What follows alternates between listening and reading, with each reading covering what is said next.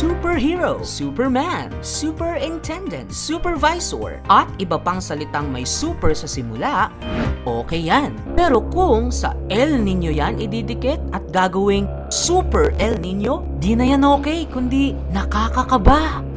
Anong kaibahan yan sa usual na El Nino? Paano yan paghahandaan ng mga magsasaka? Abangan ang programang Palay Bida sa Live Radio Lucena this Saturday, July 4, 2026 at 7 in the morning. Pag-uusapan yan ng ating host na si Mr. Ramon Licardo at guest na si Dr. Leilani M. Juliano, Chief Science Research Specialist and Project Leader, PhilRise Climate Smart MAP Project. Palay Bida sa Live Radio Lucena. Only here at Live Radio, DZAT 1512 Southern Luzon. Tatak Totoo!